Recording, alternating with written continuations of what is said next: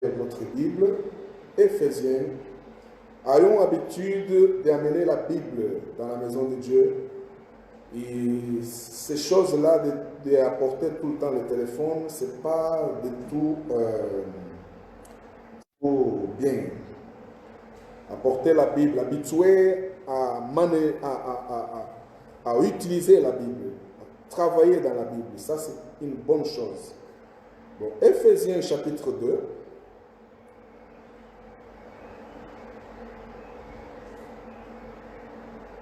Éphésiens chapitre 2.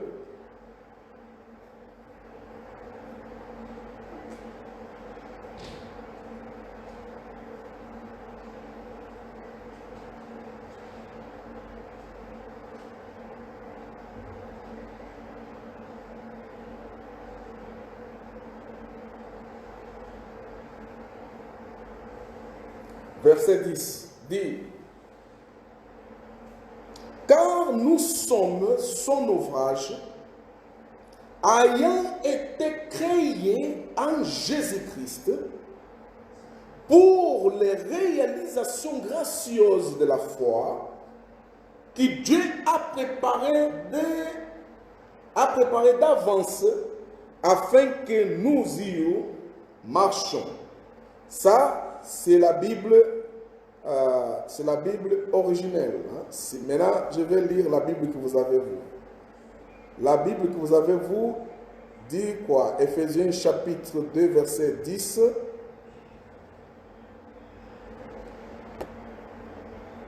Verset 10 dit suivant: car nous sommes son ouvrage, ayant été créés en Jésus-Christ pour les bonnes œuvres que Dieu a préparées d'avance afin que nous les pratiquions. Ça veut dire que les œuvres que Dieu a préparées d'avance, ces œuvres-là, Dieu n'a pas préparé, il a laissé comme ça. Je vous donne un autre exemple. C'est comme un arbre qui arrive le moment où il donne des fruits. Et les fruits sont mûrs. Quand les fruits sont mûrs, Dieu, il attend que les gens vont dans cet arbre manger, prendre ces fruits qui sont mûrs pour manger. Maintenant, quand il voit que l'arbre, il a des fruits, les fruits mûrs dans l'arbre, et les gens ne mangent pas les fruits, vous savez qu'est-ce qui se passe? Ce qui se passe, c'est que Dieu va créer une situation. Un jour, tu auras besoin le fruit de cet arbre, mais l'arbre ne va plus produire cette fruit. Est-ce que nous comprenons? Ne va plus produire cette fruit. Pourquoi? Parce que quand Dieu a fait sortir l'arbre de la terre, il a donné une mission à l'arbre. Il a dit, toi, tu vas produire les fruits pour les humains. Et vous les humains, écoutez-moi bien. L'arbre va produire les fruits. Quand les fruits seront mûrs, allez prendre ces fruits-là, recueillir ces fruits-là pour consommer. Parce que les fruits que vous allez consommer, dedans de ces fruits, il y a des compositions qui vont apporter bonne santé à ton cerveau, à tes yeux, à ton organisme. Ça veut dire les organes que vous avez, ils ont besoin de ces fruits-là. Vous savez, aujourd'hui, on consomme beaucoup de médicaments. Avant, les gens ne consommaient pas beaucoup de médicaments. Le temps d'Abraham, les gens ne consommaient pas beaucoup de médicaments. Pourquoi? Parce que tout était dans le fruit.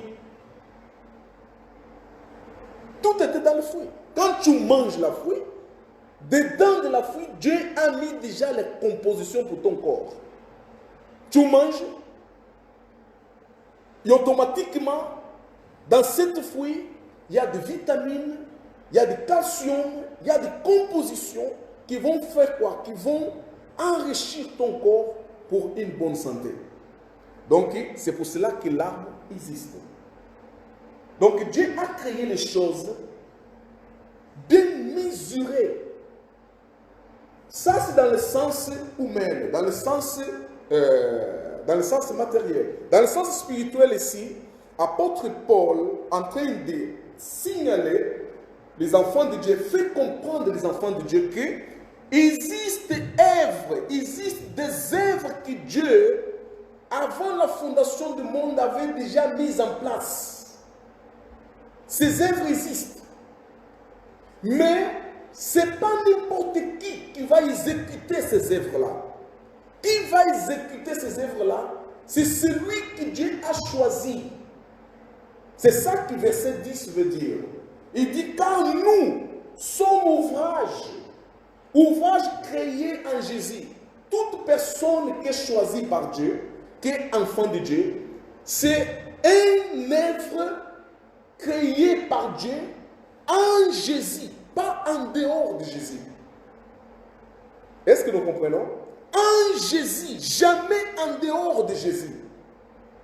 C'est pour cela que vous voyez toute personne qui est créée, choisie par le Seigneur comme son enfant, qui est créée en Jésus, cette personne respire Jésus. Cette personne, sa joie était en Jésus.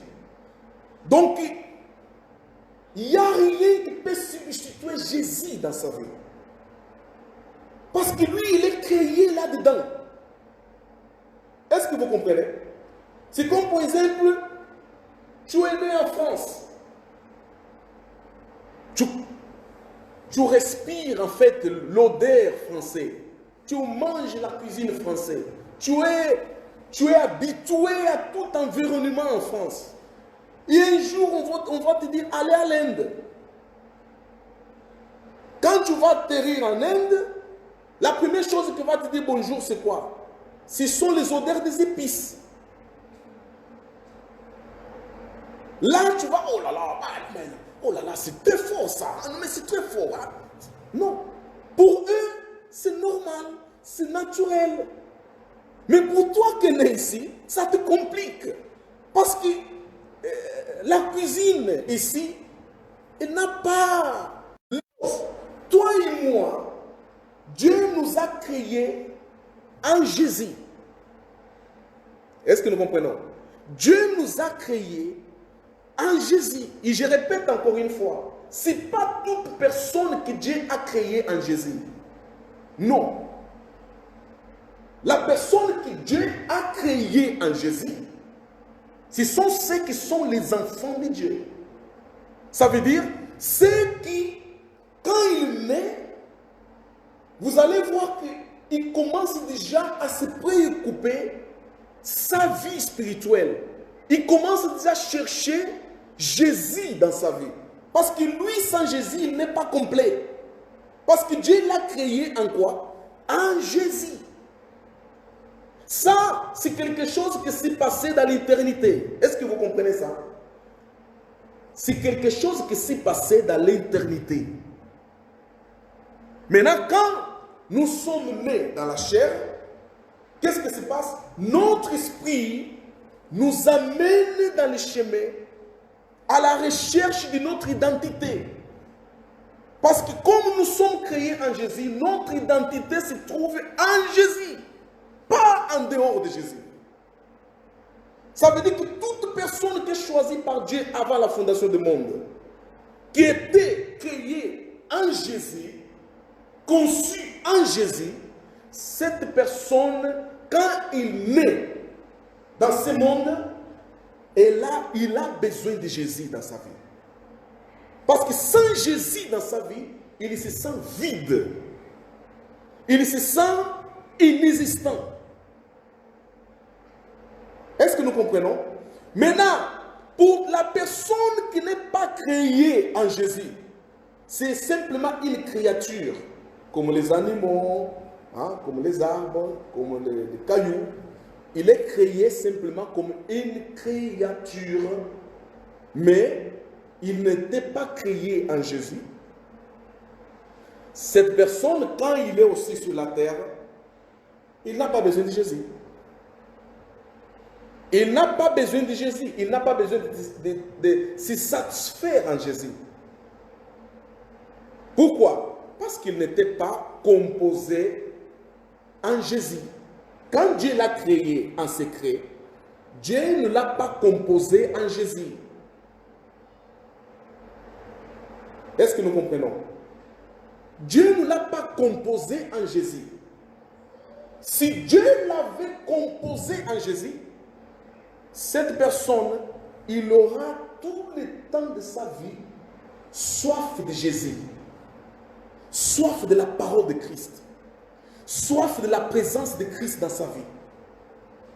Il peut tomber, mais il va se relever.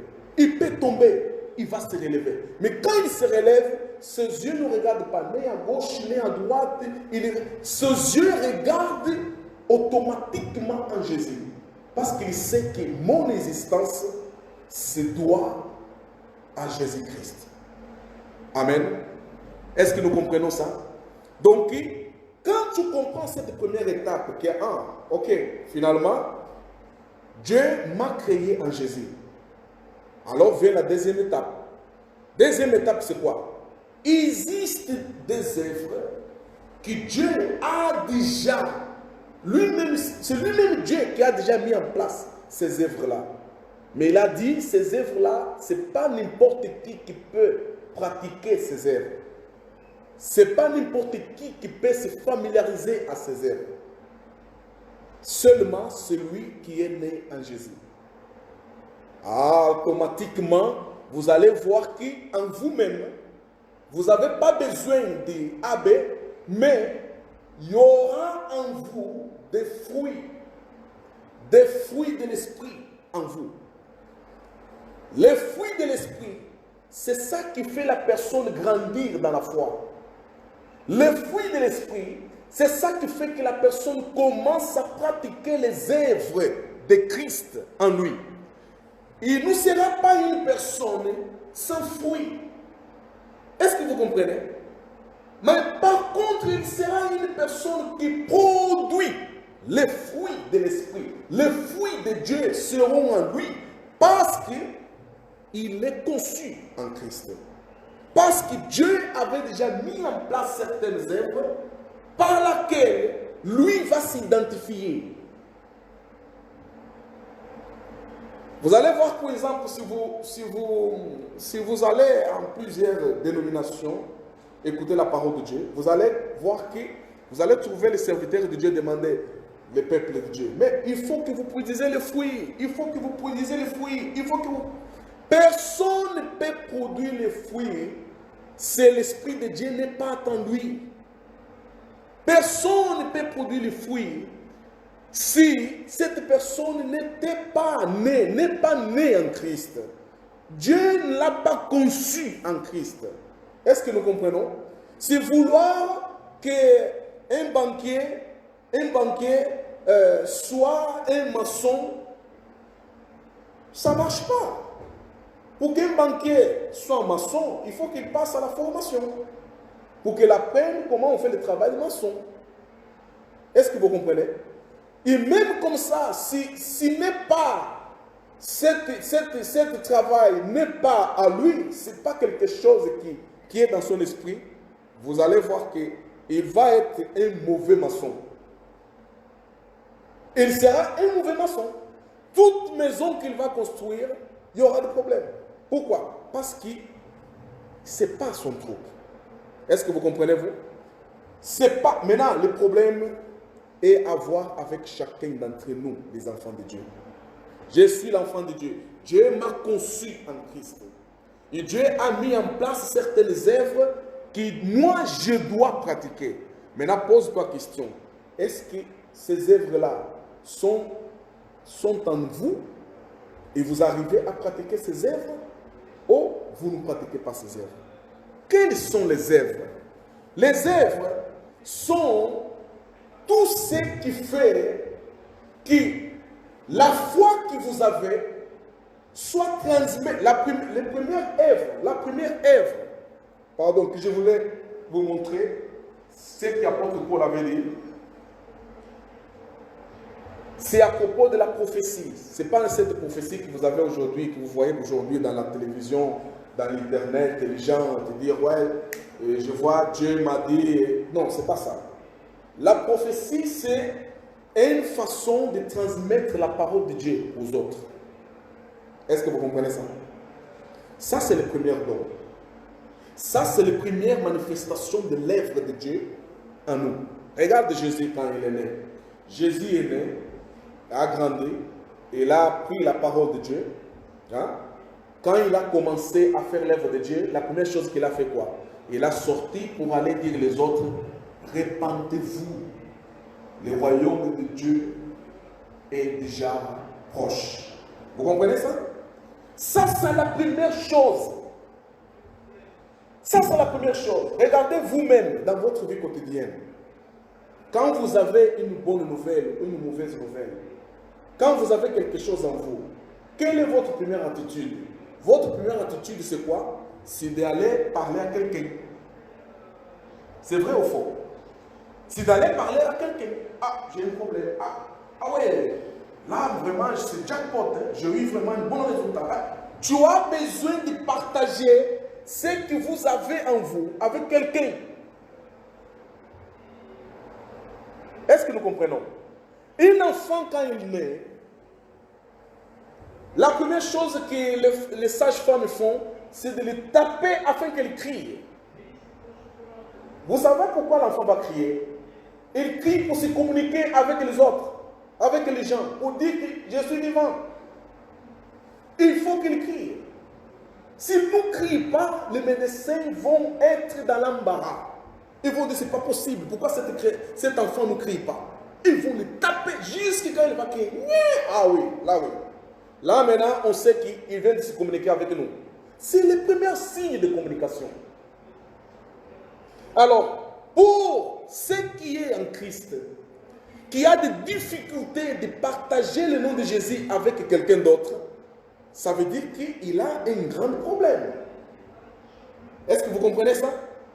La première chose qui se passe dans la vie de la personne qui a Jésus en lui, qui est né en Jésus, la première œuvre que cette personne doit mettre en pratique, c'est de partager le nom de Jésus avec les gens qu'ils connaissent. Nous comprenons ça? C'est ça qui montre que tu as l'enthousiasme. Il y a quelque chose, tu veux transmettre Jésus aux autres. Maintenant, si tu vois que tu es quelqu'un qui a le complexe, tu sens honte de partager le nom de Jésus aux autres, il y a un problème. Il y a un problème sérieux. Ça veut dire que, un, tu ne connais pas ton identité. Deux, tu n'es pas né de nouveau.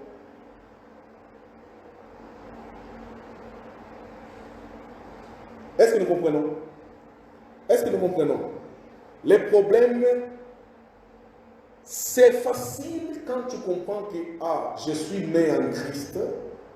Et l'œuvre par laquelle Dieu m'a mis au monde, la première, c'est de partager le nom de Jésus aux gens que je connais. Ou même ceux que je ne connais pas. Je peux entrer dans un magasin et Dieu va créer une situation sans le vouloir. Je vais me trouver au milieu de quelques gens, j'ai en train de partager, de parler avec ces gens-là. Ah, ben oui, mais ça se passe comme ça, ça se passe comme ça. C'est ce moment-là que je dois profiter pour glisser la parole de qui? De Dieu. Si en tout cas tu n'as pas honte de Dieu, si en tout cas tu es né en Christ, si en tout cas l'œuvre de la création de Dieu est en toi, tu n'auras pas honte de dire à l'autre personne, oh, cette chose-là, croyez en Jésus, ça, Dieu va résoudre ça. Tu n'auras pas honte de dire ça. Tu n'auras pas honte de dire, écoute, tout est possible pour Dieu, tout est possible. Sauf que tu crois. Ah ouais, tu es religieux? Non, je ne suis pas religieux. Je suis chrétien. Je suis chrétien. Ah ouais, ça m'intéresse quand même. Tu ne peux pas me parler? Ouais, si tu veux, on peut parler. Il n'y a pas besoin de beaucoup de choses. Simplement partager ce que vous apprenez. Il y a des choses que vous apprenez ici qui sont des choses très, très, très capitales dans la vie de plusieurs gens. Je vous donne un exemple. Je vous donne un exemple. Aujourd'hui, dans le monde religieux, les gens se confrontent avec un problème sérieux, mais vraiment sérieux. Moi, dans le passé, j'ai participé aussi dans cette entreprise-là. Vous allez trouver les gens, je ne vous mens pas, voyager, aller en Afrique, aller en Asie, aller je ne sais pas où. Vous allez trouver les gens qui se sont dénominés comme des combattants de Jésus, qui combattent pour Jésus. Vous allez trouver ces gens, leur travail, c'est faire la guerre. On coupe la tête de Satan, on détruit Satan. Je vais demander Dieu pour envoyer une bombe sur Satan. Satan, la bombe sur toi, au nom de Jésus. Satan, il combat ces choses, mais sans sagesse. Autant qu'il combat ces choses, leur problème, nous, n'est jamais résolu. L'autre fois, si vous vous souvenez, on avait appris à propos de la grâce, une certaine grâce provisoire. Ça veut dire la grâce provisoire, c'est une grâce que Dieu ne veut pas voir si tu es pécheur, si tu es magicien, si tu es sorcière, Dieu ne voit pas ça.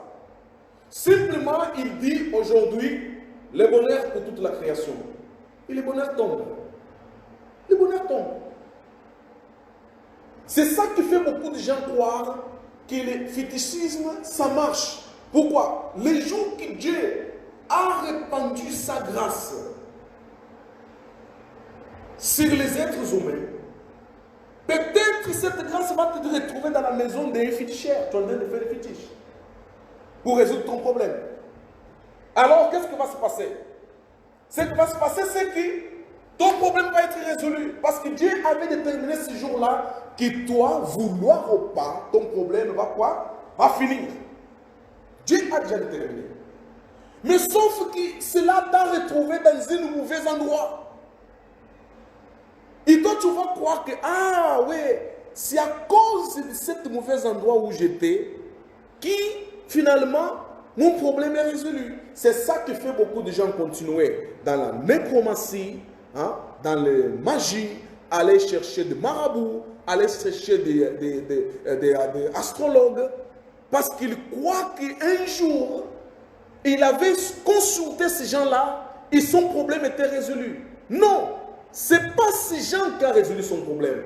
Ton problème était résolu parce que c'était le jour où Dieu avait déterminé, vouloir ou pas, il va résoudre ton problème. Est-ce que vous comprenez? Est-ce que vous comprenez? C'est ça. C'est ça que nous appelons la grâce commune. Cette grâce commune crée beaucoup de problèmes aux gens. Parce que la grâce commune, quand Dieu fait de sorte que cette grâce commune se manifeste dans la vie des gens, Dieu proclame bonheur, bénédiction toute la création, soit les arbres, soit les animaux, soit le vent, soit tout ce qui concerne la création de Dieu. Ces jours-là, la grâce va tomber sur eux. Cette grâce commune va tomber. Et quand la grâce commune tombe, n'importe quel problème tu avais, le problème va disparaître.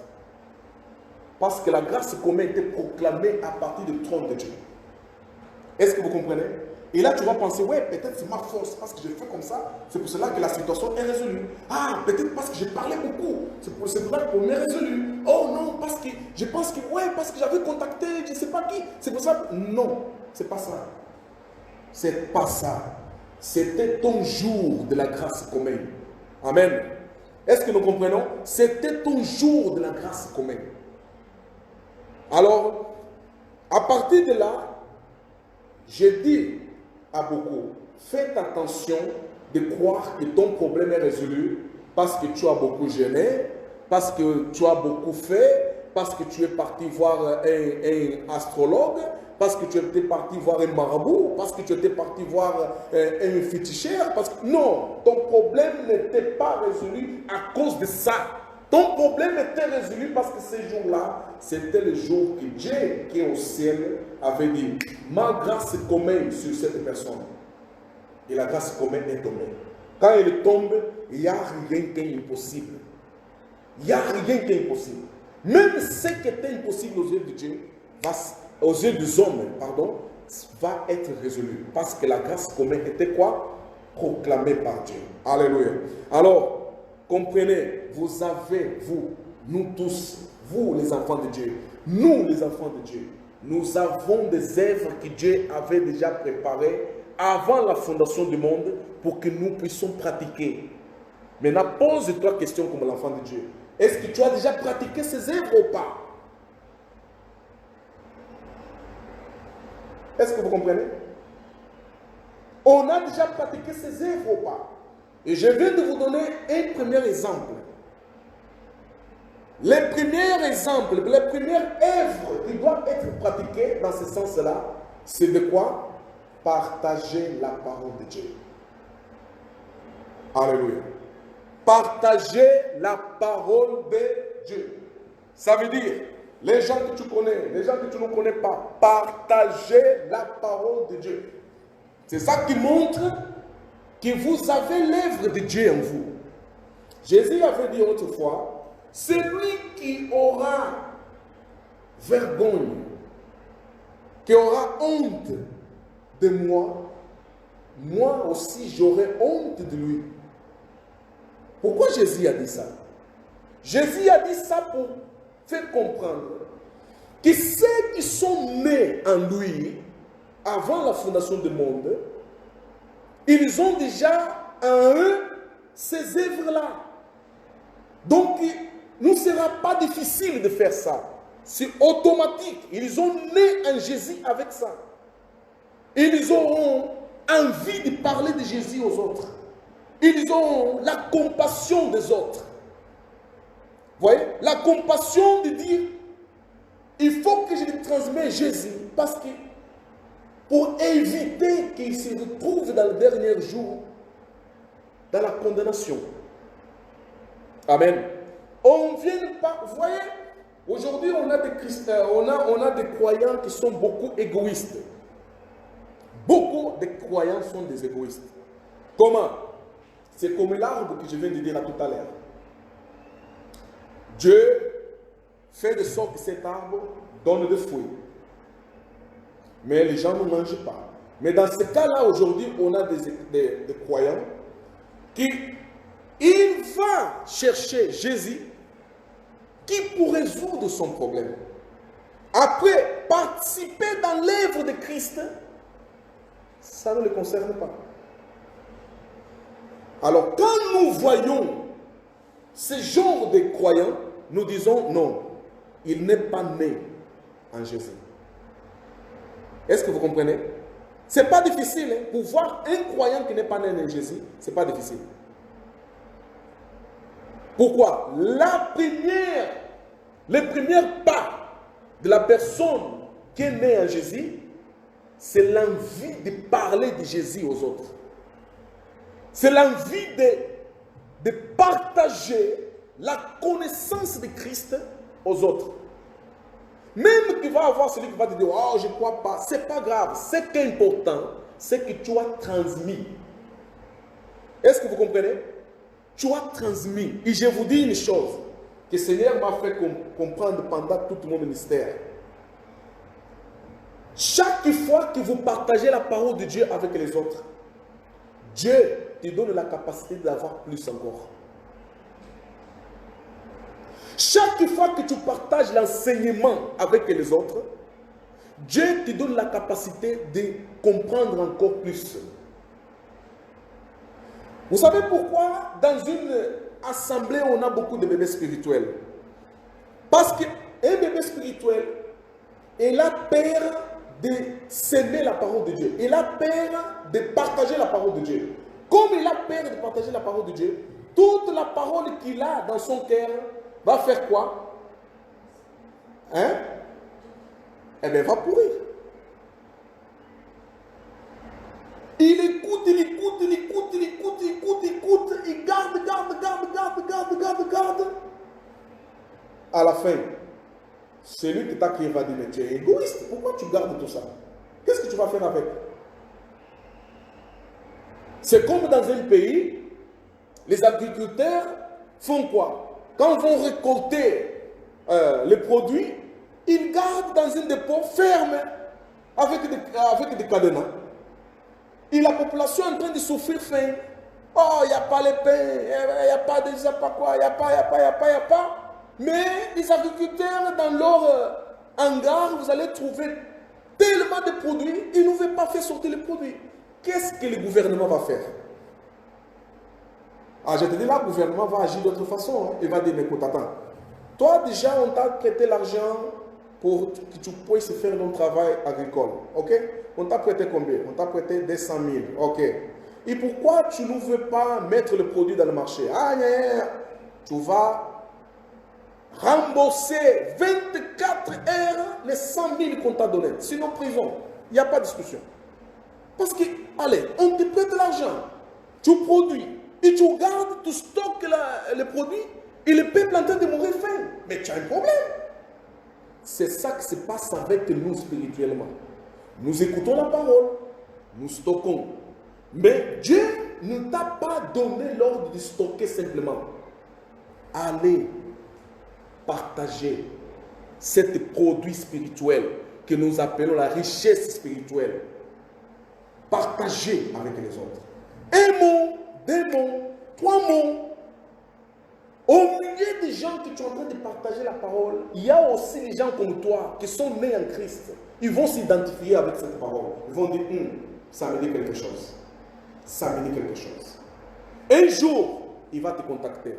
Sœur, frère, bonjour, bonjour. L'autre fois, j'ai entendu, tu es en train de parler avec quelqu'un à propos de Jésus.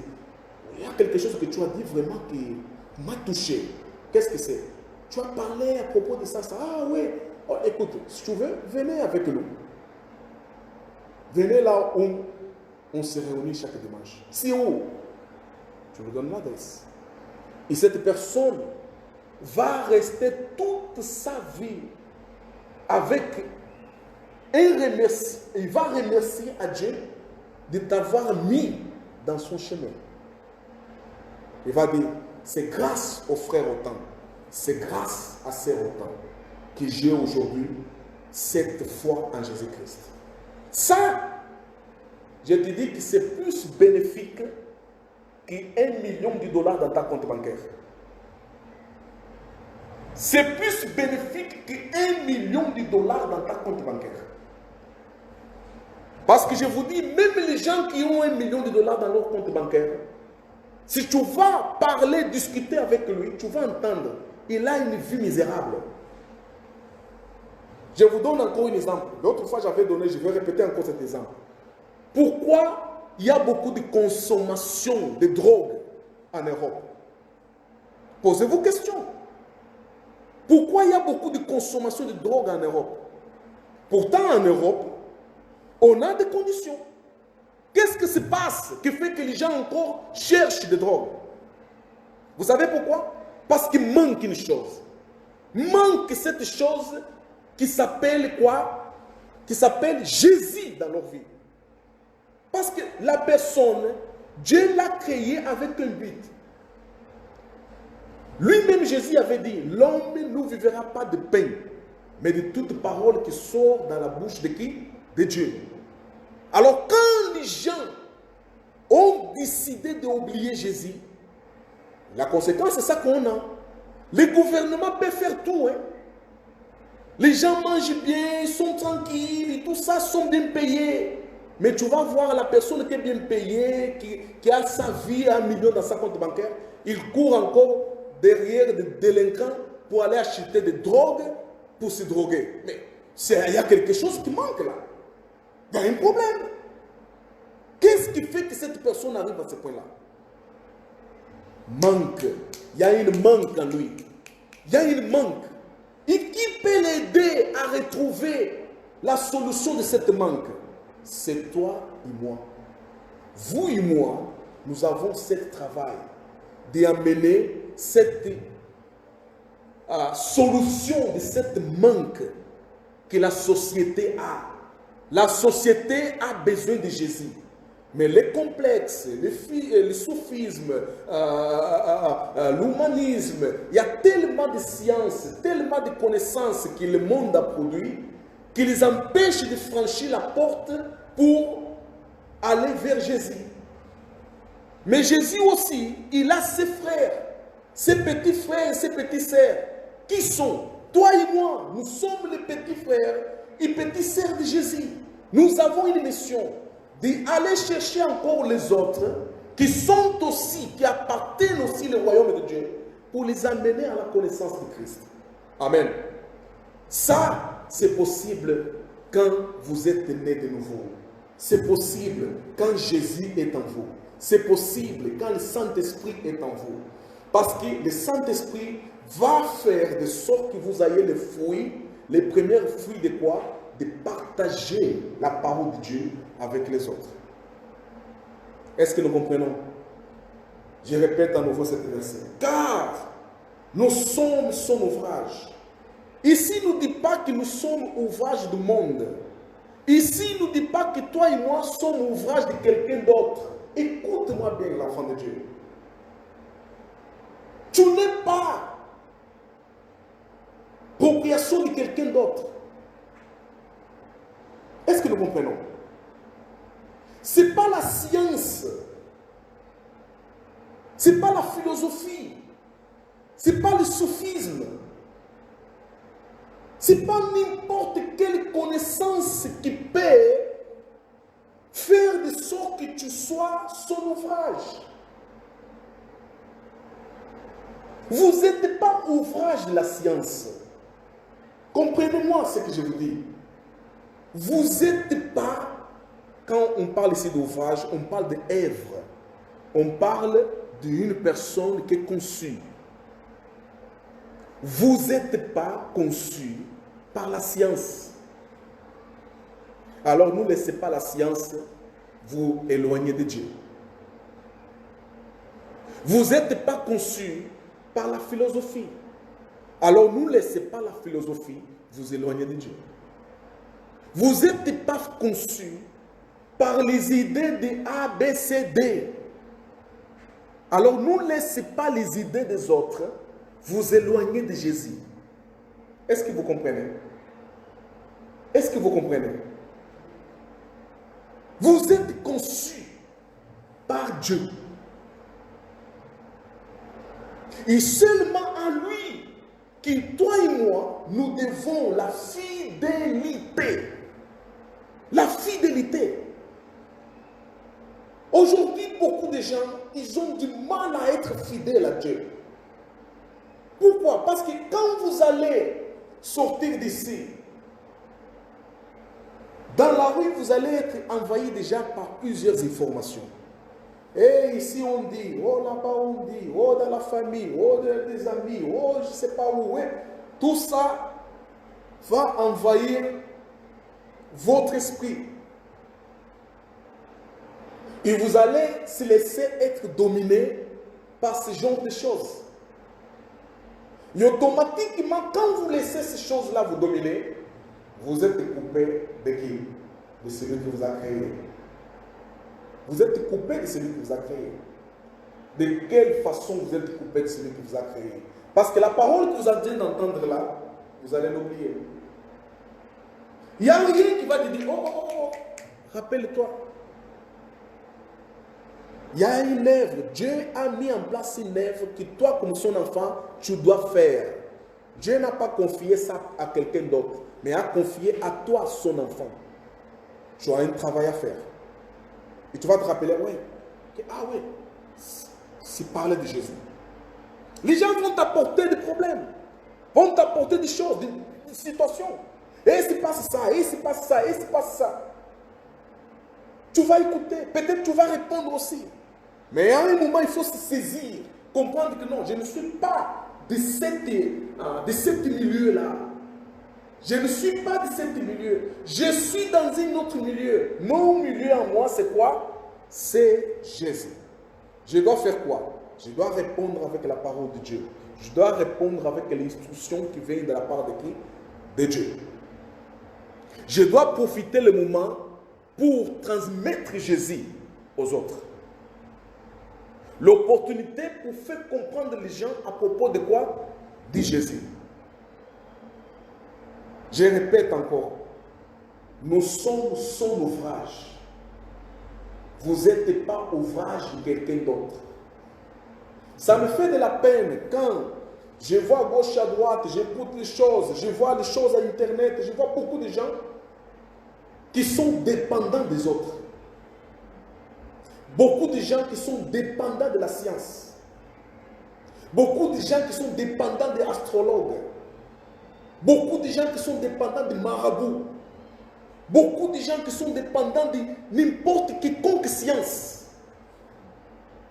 Et je me pose une question. Quand vous êtes dépendant de cette chose-là, vous êtes en train de démontrer que vous êtes créé par cette chose. Ce n'est pas Dieu qui vous a créé. Alors, apprenons à laisser la place de Dieu qui nous a créés dans nos vies et dans toutes choses que nous faisons. Quand je dis ça, ça ne veut pas dire qu'il n'y a pas un moment que tu ne vas pas te fatiguer. Mais Dieu va renouveler ta force.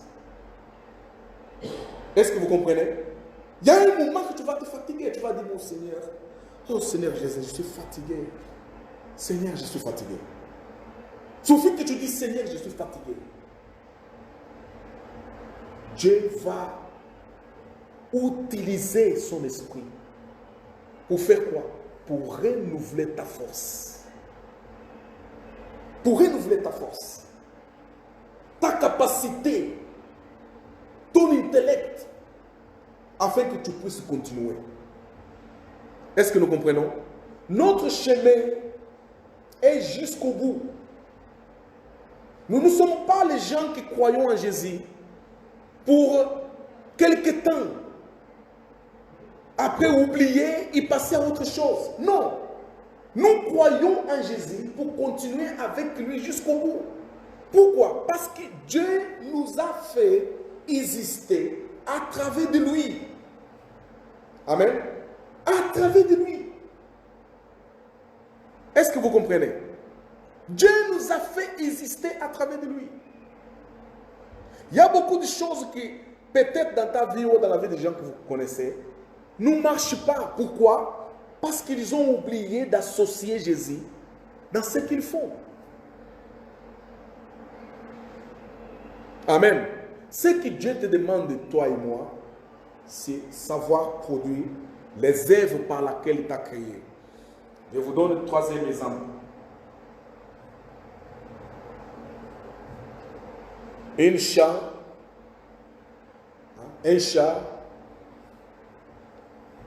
qui a déjà de semences, on va dire, qui a déjà des produits. Mais il attend quelqu'un qui va pour faire quoi? Pour récolter. Cette personne qui doit aller récolter, sommes nous. Les gens qui sont dans le monde ne peuvent pas faire ça. Parce qu'ils ne sont pas qualifiés à le faire. Parce qu'ils n'ont pas l'esprit de la part de Dieu pour faire ce genre de choses.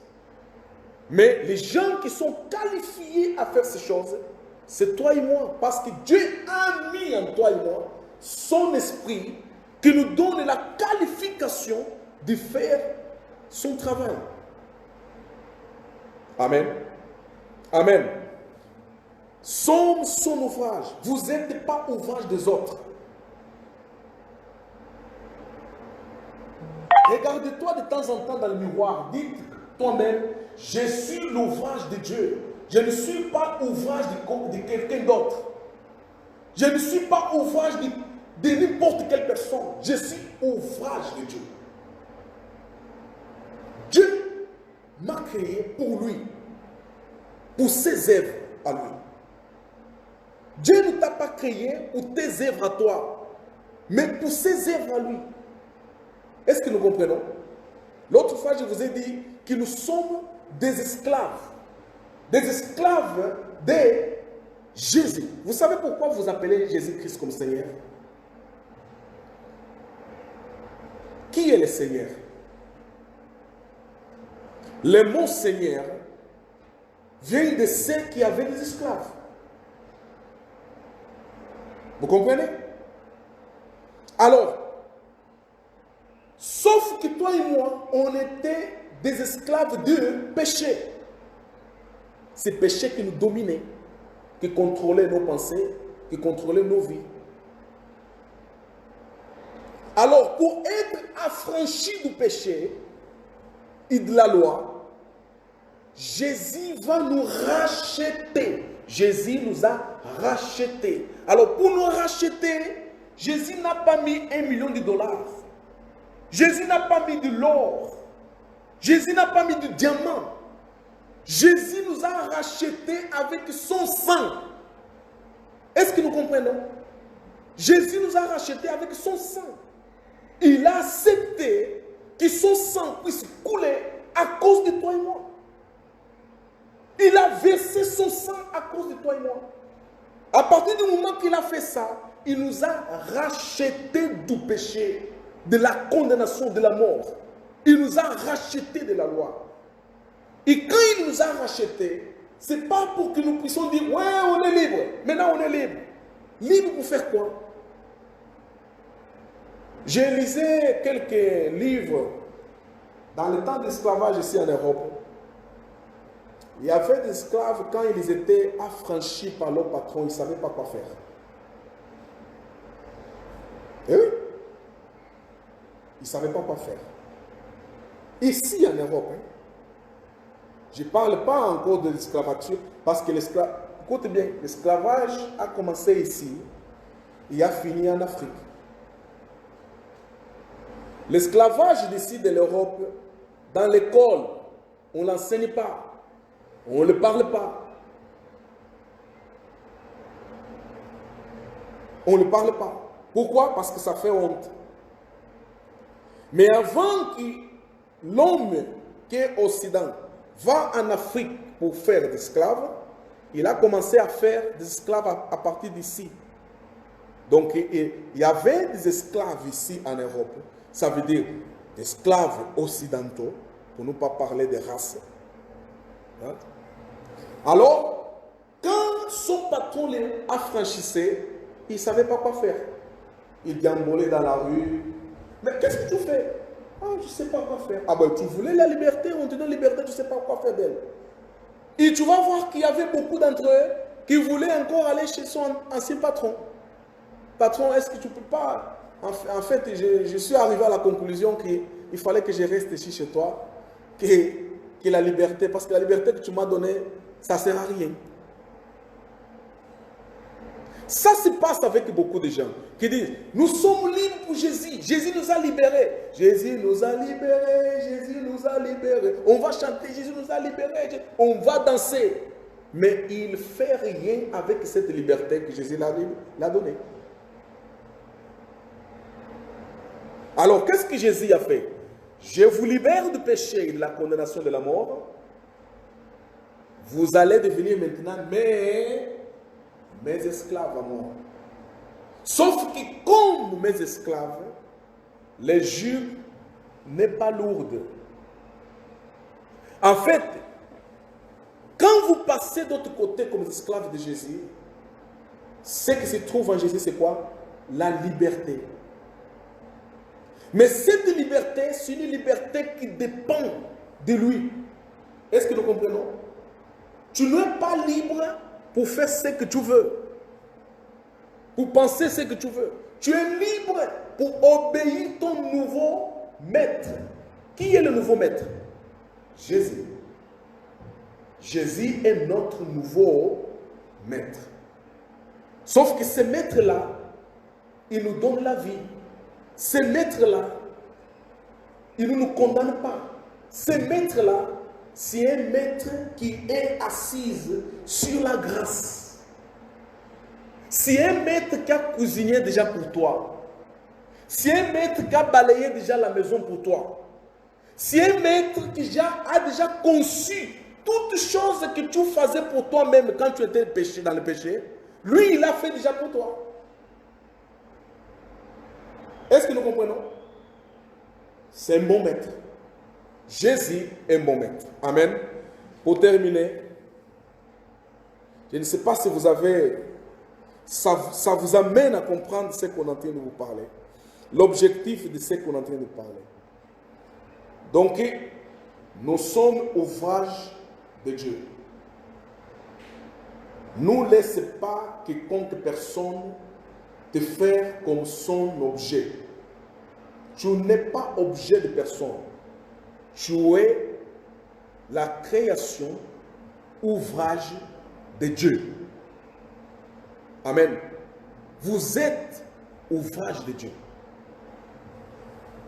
Vos yeux doivent se tourner envers Jésus. Amen. Amen. Allez, pour terminer,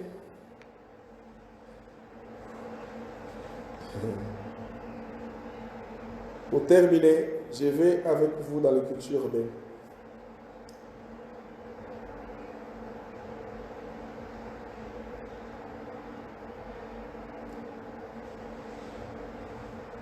de Matthieu.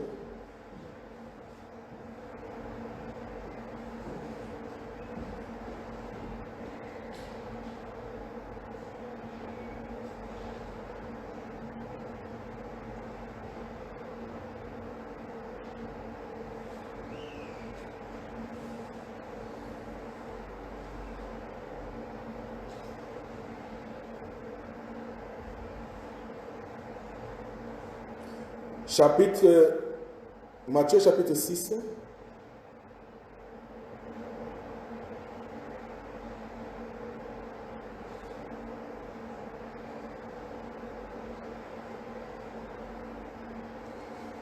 Verset 13. Il dit, ne nous induis pas en tentation, mais délivre-nous du malin. Car c'est à toi qu'appartiennent dans tous les siècles les règnes, la puissance, la gloire. C'est à toi qu'appartiennent tous les siècles, en tous les siècles, appartiennent à toi les règnes, la puissance et la gloire. Amen. Ton règne à toi,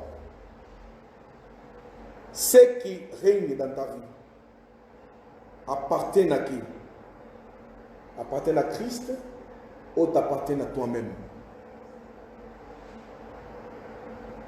Ton règne à toi, ce qui règne ta vie, ce qui contrôle ta vie, ce qui contrôle tes pas, ce qui contrôle ton raisonnement, ce qui contrôle toutes choses que tu fais. Qu'est-ce qui contrôle? Si ton règne à toi ou c'est le règne de Christ en toi. Maintenant, si vous avez compris ce que je vais expliquer tout à l'heure, vous allez comprendre qu'ici, on demande le règne de Dieu dans la personne qui est née en Jésus. Vous comprenez? Ça veut dire que quand moi, toutes choses que j'ai fait en fonction du règne de Dieu qui est en moi. Et pour le règne de Dieu qui est en moi. Parce que j'ai en train de démontrer que cette règne-là, la domination qui est en moi, toutes choses qui dominent ma vie, ne m'appartiennent pas à moi. Ce n'est pas moi, mais vient de qui? Du Seigneur. Est-ce que nous comprenons? Mais quand nous commençons à penser que les choses que tu fais, les choses que tu penses viennent de toi, tu vas chercher les sources qui viennent de toi, automatiquement tu vas te mettre à côté de la plaque. C'est l'exemple que j'ai donné ici de boulangère qui va demander l'emploi. Il arrive là-bas, on lui dit, ici on fait, des baguettes carrées. Et lui, il dit non, je ne pense pas qu'il faut faire ça, ça, ça. Le propriétaire va dire, mais Bon, tu peux aller chez toi, on va t'appeler après. Pourquoi? Parce que chez lui, ils font des baguettes quoi? Carrées. Et tu dois faire les baguettes carrées. Tu ne peux pas t'approcher de Dieu avec tes œuvres à toi. Tu ne peux pas t'approcher de Dieu avec ton raisonnement à toi. Parce que les raisonnements humains et charnels, c'est un raisonnement que Dieu a déjà fait quoi? Est déjà condamné dans le péché. Est-ce que vous comprenez? C'est un raisonnement qui ne peut pas être agréable à Dieu. Alors nous approchons de Dieu avec ce qu'il lui nous a donné. Son royaume est à nous parce que nous sommes ses enfants. Et cet royaume, j'ai fait les choses pour le bien de cet royaume. Ok? Je ne peux pas faire les choses pour un autre royaume. Ton royaume personnel, c'était le royaume. Même quand tu étais dans le péché, quand Dieu n'était pas appelé dans la grâce, quand tu étais dans le péché, tu ne faisais pas des choses pour toi. Tu faisais des choses pour le péché. Est-ce que vous comprenez? Tu peux dire, ouais, j'étais libre. Non, non, non, tu n'étais pas libre. Tu étais esclave du péché. Et toutes les choses que tu faisais pour le péché. Pour l'honneur du péché. Et toi, tu croyais que c'était pour toi. Non. Parce que tu étais un esclave. Tu avais un maître qui s'appelait péché. Et alors, toutes les choses que tu faisais pour la gloire du péché. Maintenant, une fois libéré, tu es devenu maintenant l'enfant de Dieu. Ça veut dire, tu es devenu maintenant l'esclave de Christ. Le royaume de Christ est en toi. Toutes les choses que tu vas faire, tu feras pour le royaume de qui? De Christ. Alors, faites attention à ce que tu fais. Amen. Est-ce que nous comprenons? Faites attention à ce que tu fais. Parce que toutes choses que toi, comme l'enfant de Dieu, tu vas faire, tu feras pour le royaume de Dieu. Est-ce que nous comprenons? Tu feras pour le royaume. Ce n'est plus pour toi. Parce que toi, tu n'existes plus. Si tu existes pour Dieu. À cause de son royaume. Amen. Deuxième chose, il dit, à propos de sa puissance, la puissance que les églises cherchent, la puissance que tout le monde cherche. Aujourd'hui, on a des pasteurs qui ont touché la magie, qui ont touché le fétichisme, à cause de cette mot puissance. Parce qu'aujourd'hui, dans le monde religieux évangélique, tout le pasteur cherche puissance. Pourquoi? Parce qu'ils ont mis dans leur tête que c'est la puissance qui va faire que lui soit vu aux gens comme un véritable serviteur de Dieu. Lui sera vu aux gens comme un homme qui a la capacité de faire les choses de Dieu. Alors, cette mot puissance est mal interprété, en train de faire tomber beaucoup de gens dans le malheur. Même beaucoup de gens, beaucoup de croyants dans le système religieux, tu vas trouver quand ils prient, ils parlent de puissance. Ils parlent que de puissance. Dieu, ta puissance, Dieu, puissance, Dieu, puissance. Ils cherchent puissance partout. Il n'y a rien qu'il peut citer en dehors de puissance. Jésus est venu pour montrer qu'est-ce que ça veut dire puissance. Est-ce que vous avez vu Jésus faire tomber le feu du ciel jusqu'à la terre? Vous avez vu ça? Vous n'avez pas vu ça? Jésus a marché sur les eaux combien de fois? Une fois. Mais il a fait combien d'années sur la terre? Hein? Combien d'années qu'il a fait sur la terre? 40. Vous comprenez ça? Est-ce que vous comprenez ça? Jésus a fait manger, il a multiplié les pains. C'est produit combien de fois? Combien de fois Jésus a multiplié les pains? Hein? Il y a un récit qui dit que 2 fois, mais il y a un récit qui dit 1 fois. Pendant tout son ministère, il a multiplié les pains qui... Jésus a guéri les malades. Vous allez voir les malades que Jésus a guéris. Jésus a guéri beaucoup de malades en Israël. Jésus est mort. Jésus est mort. Mais en Israël, il y avait encore des malades. Est-ce que vous comprenez? Est-ce que vous comprenez? Non, j'essaye de vous parler parce que la religion évangélique, elle a une habitude de vouloir créer une fiction qui n'est pas réelle. Comprenez-moi le mot puissance. Jésus a guéri les malades. Jésus a ressuscité des morts. Combien de morts? Est-ce qu'Israël a fini d'avoir des morts parce que Jésus a ressuscité des morts? Non, il y avait tout le temps des morts. Vous comprenez ça? Quand on parle de puissance de Dieu, la puissance de Dieu est déterminée par étapes. Ça veut dire qu'on peut être tous ici, là. Je vais vous donner témoignage de moi-même quand j'étais dans ce mouvement évangélique. Ben, un jour, moi, on est parti faire une campagne d'évangélisation en Angola. On est arrivé dans le marché avec des pasteurs, des gens, des chantres, tout ça. Ils ont chanté, on a demandé, celui qui est malade, viens ici, on va prier pour lui. L'orateur, c'était moi, ce n'était pas autre personne. Hein? On a demandé les gens. Il y a beaucoup de gens qui sont venus, malades, beaucoup qui ont venu. Beaucoup. J'ai commencé à prier. Seigneur Jésus, compassion, tout ça. Au nom de Jésus. La première chose qu'on doit faire dans ce moment-là, c'est demander aux gens de confesser leurs péchés. Après leurs péchés, on prie sur leur maladie. C'est eux-mêmes qui prient d'abord, à demander à Dieu d'avoir compassion d'eux. Après, moi, pasteur, je prends le relais. Ça veut dire que je prie maintenant pour conclure la prière. Quand on a dit, celui qui ne marche pas, mets-toi debout, il marche. Celui qui a le problème, qui a un mot de tête, qui ne passait jamais, une espèce de comment c'est dit?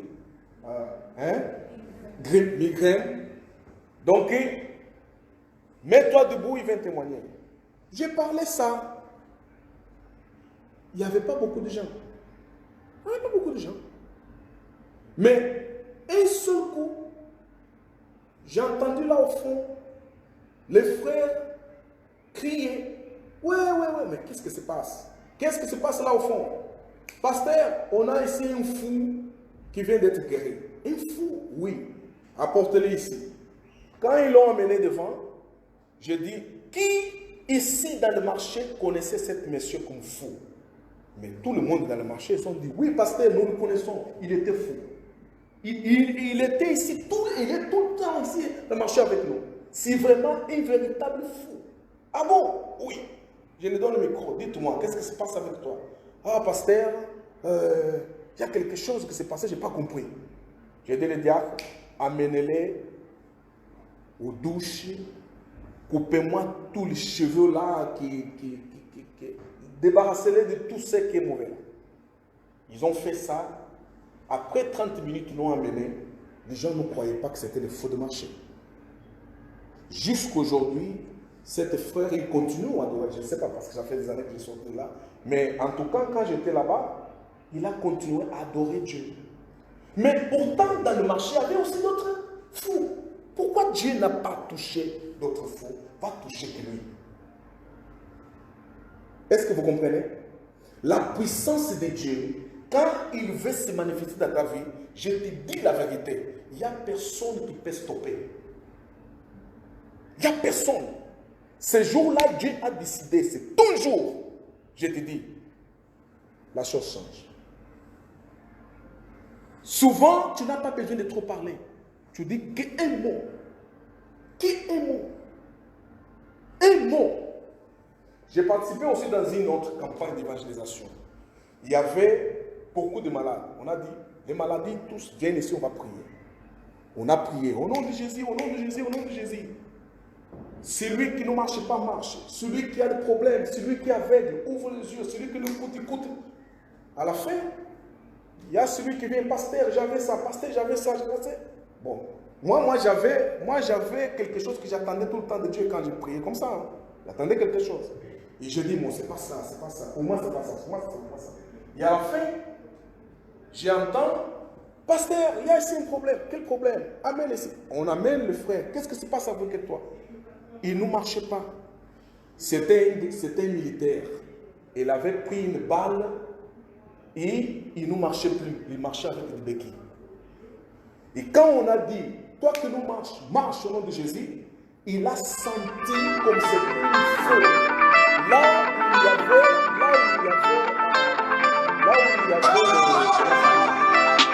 là où la balle a passé, a transpassé, automatiquement, il a senti que c'était un feu. Il a crié, il a crié pendant quelques minutes. On croyait qu'il y avait problème vraiment. C'est pour ça que les frères nous ont dit, pasteur, il y a un problème ici. Et à la fin, quand cette douleur est passée, il a lâché des béquilles, il a commencé à marcher. C'est un exemple pour dire que quand les gens parlent de puissance de Dieu, ce n'est pas ce que les gens imaginent. La puissance de Dieu, Dieu le détermine. Aujourd'hui, c'est le jour de Sœur Anna. Il va à l'église, pasteur va prier, quelque chose va se passer. Aujourd'hui, c'est le jour de Frère Gérard. Pasteur va prier, il y a quelque chose qui va se passer. Dieu détermine sa puissance de cette façon. Est-ce que nous comprenons? Est-ce que nous comprenons? Alors, nous interprétons mal cette puissance que vous voyez dans les églises que les gens interprètent. On vous appelle, vous tous ici, pour que tu tombes. Pour que tu tombes. Et toi, tu crois que ça, c'est puissance. Mais tu as tombé, rien n'a changé dans ta vie. En quoi cela est puissance? Ce n'est pas une puissance. C'est un théâtre. C'est un théâtre, ce n'est pas puissance. Parce que la puissance de Dieu, elle n'a pas besoin d'être... Des fois, elle n'est pas visible. On prie ici. Vous savez pourquoi? Souvent, même ici, quand nous prions, tu entres chez toi et tu ne vois rien. Tu ne vois rien parce que tu ne crois pas. Tu n'as pas cru. C'est l'exemple que j'ai donné ici quand on priait sur les gens. On disait, celui qui est sourd écoute. Celui qui ne parle pas parle. Celui qui ne marche pas marche. Suffit que la personne croit. C'est ça qui s'est passé avec l'apôtre Pierre. Il a dit, le paralytique qui était à la porte, il a dit, j'ai pas l'or pour te donner. Ce que j'ai, je te donne. Au nom de Jésus, mets-toi debout. Lui, il a cru, il s'est mis debout. Il a commencé à marcher. Il y a des choses, quand tu écoutes, quand nous donnons l'ordre, nous donnons l'ordre afin que dans le monde spirituel, les choses se passent. Si tu crois, tu verras. Mais si tu dis, tu ne verras pas. Parce que Dieu ne fonctionne pas avec les incrédules. Et une fois, Jésus est parti en Samarie. Quand il arrive en Samarie, les Samaritains ne voulaient pas les recevoir. Nous ne voulons pas les recevoir. Il y a des cités où Jésus a passé. Jésus n'a pas fait de miracle. Et vous savez pourquoi Jésus n'a pas fait de miracle dans cette cité-là? Pour que les gens étaient des incrédules. Ils ne croyaient pas en lui. Il y a des fois, vous qui vous êtes ici, ou d'autres qui me suivent en direct, quand nous prions, nous disons, sois béni au nom de Jésus. La personne dit, c'est déjà. Tu ne verras rien. Parce que tu n'as pas cru. Tout est possible à celui qui croit. Qui croit en quoi? Qui croit à ce qui Dieu parle. La puissance de Dieu existe. Mais il n'est pas une puissance pour des théâtres. Pour jouer avec. Comme on voit aujourd'hui sur Internet, un pasteur qui est en train de laver son pied, il met son doigt dans la bouche d'un croyant Il fait tomber de l'eau dans ses pieds, de l'eau qui coule jusqu'au doigt pour entrer dans la bouche des croyants. Il dit que Dieu m'a dit que si tu fais ça, la personne sera guérie. Mais j'ai en train de blaguer. Tout ça, c'est manque de connaissance. C'est pour cela que je vous dis, soyez participants dans l'œuvre de Dieu. Dieu t'a créé pour ses œuvres à lui. Pour ses œuvres à lui.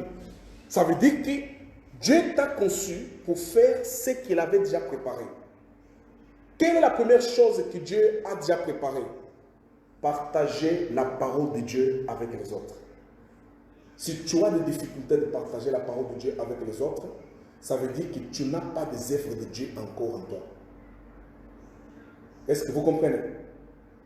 Parce que c'est la première chose que toute personne fait quand il participe dans la vie.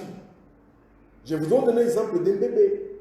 Un bébé quand il naît, la première chose, on attend qu'il se communique avec nous. De quelle façon il va se communiquer avec nous? Quand il va crier, c'est pour cela que les docteurs font quoi? On le tape. Allez, communique-toi. S'il ne crie pas, ça devient un problème. Tu vas avoir toute la maternité en totale confusion. Les docteurs à gauche, à droite, qu'est-ce qui se passe? Pourquoi l'enfant ne crie pas? Pourquoi il ne veut pas se communiquer? En fait, la question c'est pourquoi tu es né et tu ne veux pas te communiquer avec nous? C'est quoi le problème? C'est quoi le problème que tu ne te communiques pas avec nous? Il faut que tu te communiques. Mais quand il va crier, Nyeh, ça y est, c'est fait. Il vient de se communiquer. Il a dit bonjour. Là, tout le monde va être content. Il vient de se communiquer avec quoi? Avec nous. C'est pareil, nous aussi, dans l'esprit. Quand nous transmettons la parole de Dieu à quelqu'un, on est en train de se communiquer. En fait, on est en train d'exercer la première œuvre en Christ qui est de communication. Transmettre le nom de Jésus aux autres. Amen. Ne gardez pas tout le temps la parole. Tu écoutes, tu gardes. Écoute, tu gardes. Mais cela, ça va pourrir. Ça va pourrir, ça ne va pas produire les fruits. Et toi-même, tu ne vas pas grandir spirituellement. Dieu ne va pas te faire grandir comme il faut. Pourquoi? Parce qu'en toi, il y a encore des choses que tu as du mal à transmettre. Tu écoutes, tu gardes, tu parles. Tu écoutes, tu gardes, tu parles. Regardez dans le monde. Dans le monde, les gens aiment beaucoup transmettre. Même un petit truc comme ça qu'il va écouter. Il écoute, il garde, il va parler. Il va parler. Même qu'il va dire, je ne vais pas parler. Mais un jour, il va parler. Pourquoi il parle? Alors, celui qui est né en esprit, il écoute aussi la parole de Dieu, il garde, il attend le moment convenable, il va transmettre. Dans la conversation avec des amis, il n'y a pas besoin de trop parler. Tu glisses la parole de Dieu avec la sagesse. La personne, s'il est choisi par Dieu, il va s'intéresser. Il va dire, waouh, tu as dit quelque chose qui m'a touché. Je voudrais vraiment apprendre ça. Tu as gagné une âme pour qui? Pour Christ. Tu as accompli ta fonction par laquelle Dieu t'a créé. Dieu ne t'a pas créé pour rien. Je viens de vous dire qu'avant on était des esclaves de péché. On produisait beaucoup de résultats, de fruits pour le péché. Mais maintenant que nous on est des esclaves de Christ, on doit produire des fruits pour qui? Pour Christ. Amen. Amen. Donc c'est ça notre état de l'esprit. On va se mettre debout et on va prier. Alléluia.